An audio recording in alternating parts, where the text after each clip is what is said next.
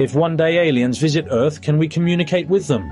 John Lilly, an American scientist, believed that if humans could communicate with animals, they could communicate with aliens. In the last century, John discovered that dolphins not only have large brain capacity, but also complex cortical structures. This suggests that dolphins might have the physiological basis to support higher intelligence. So he selected 3 dolphins, Pamela and Sissy, 2 female dolphins, and Peter, a young male dolphin who was also the main subject of this experiment. John hoped that humans could play the role of parents and live closely with the dolphins, so he specifically found a young female volunteer named Margaret. To enable Margaret to live together with the 3 dolphins 24 hours a day, John also specially designed and built an apartment. Most of the apartment was covered by approximately 0.6 meters of seawater, with living facilities above the water, allowing Margaret to cook and rest inside. Besides that, all daily activities, such as eating, working, sleeping, and leisure, had to be conducted in or near the water. Usually Margaret would wear a swimsuit or simple clothing to feed, play with, clean Peter, and even try to teach Peter some simple chores.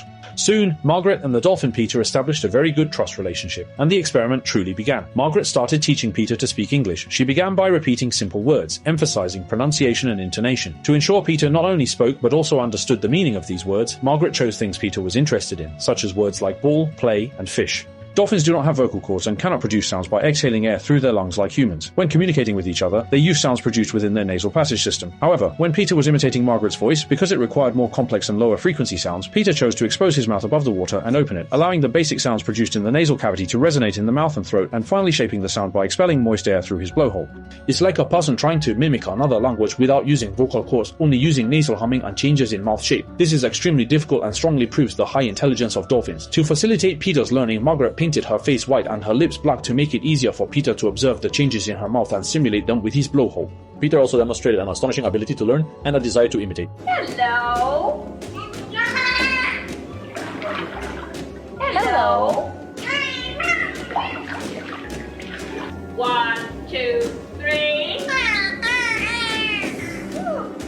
This is not just a coincidence of similar sounds. The room is equipped with numerous audio and video recording devices, and John's team conducted a systematic analysis of the collected audio, confirming that the dolphin Peter was indeed mimicking Margaret's voice. Even more astonishing, Peter showed an awareness of using sounds to communicate, such as making specific sounds when he wanted to get Margaret's attention. Just as the world was shocked by this result, an even more shocking news emerged. Dolphin Peter developed an intense cross-species attraction to Margaret, and he began deliberately rubbing his body against Margaret's leg or arm. When Margaret refused to push him away, Peter would show obvious frustration. Sometimes when Margaret left for other matters or interacted with other staff, ignoring Peter, he would even slap his tail forcefully or make complaining sounds. To soothe Peter's emotions and continue the experiment, Margaret chose to use her hand to meet Peter's needs. From then on, Margaret's role was no longer just a dolphin trainer, but became Peter's companion.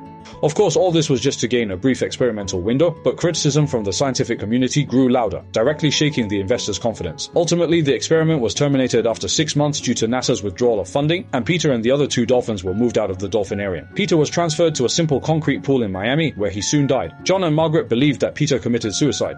Since dolphins are voluntary breathers, each breath is a conscious decision, unlike humans who breathe automatically. Peter's cause of death was widely interpreted as choosing not to surface for air after an intense emotional conflict, leading to self-induced asphyxiation. This phenomenon is referred to as will to die in captive cetaceans. The reason the experiment was later talked about with great interest was not the amazement at the dolphins' learning and imitation abilities, but rather the unspeakable feelings that developed between Peter and Margaret. Did we really witness the emergence of an interspecies romance?